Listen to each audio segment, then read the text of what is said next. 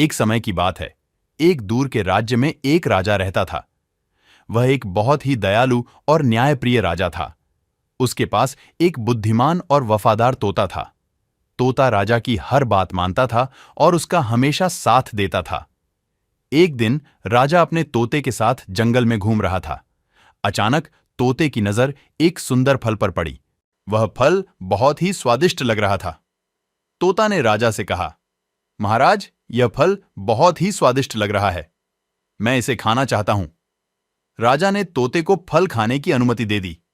तोता ने फल को खाया और उसे बहुत स्वादिष्ट लगा। तोता ने राजा से कहा, महाराज, यह फल बहुत ही स्वादिष्ट है। आप भी इसे एक बार चखें। राजा ने तोते की बात मानी और उसने भी फल का एक टुकड़ा खाया। फल बहुत ही स्वादिष्ट था। राजा ने भी फल को बहुत पसंद किया। राजा और तोता फल खाते खाते आगे बढ़ते रहे। अचानक राजा को चक्कर आने लगे। वह जमीन पर गिर गया। तोते ने राजा को उठाया और उसे अपने पंखों पर बैठा लिया। वह राजा को वापस महल ले गया। महल में राजा के डॉक्टरों ने उसे देखा।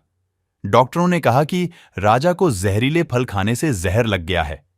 राजा की हालत बहुत गंभीर है। तोता राजा की बहुत चिंता में था। वह राजा के लिए कुछ करना चाहता था।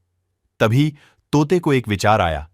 वह राजा के पास गया और बोला, महाराज, मैं एक जंगल जादूगर जानता हूं। वह मुझे जहर का इलाज बता सकता है। राजा ने तोते को जंगल जादूगर के पास जाने की अनुमति दी। तोता जंगल जादूगर के पास गया और उसे राजा की हालत के बारे में बताया। जंगल जादूगर ने तोते को एक जड़ी बूटी दी और बताया कि इसे राजा को खिलाने से जहर उतर जाएगा। तोता जड़ी बूटी लेकर राजा के पास गया। उसने राजा को जड़ी बूटी खिलाई। जड़ी बूटी के प्रभाव से राजा की हालत में सुधार होने लगा। कुछ दिनों में राजा पूरी तरह ठीक हो गया। राजा को अपनी जान बचाने के लिए तोते की बहुत कृतज्ञता थी। उसने तोते को एक नया नाम दिया, सच्चे दिल वाला तोता।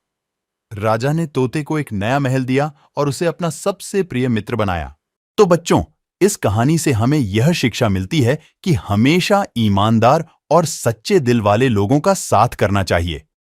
ईमानदारी और सच्चे दिल हमेशा जीतते हैं और बुद्धिमानी से काम लेना चाहिए और किसी भी चीज को बिना सोचे समझे नहीं खाना चाहिए।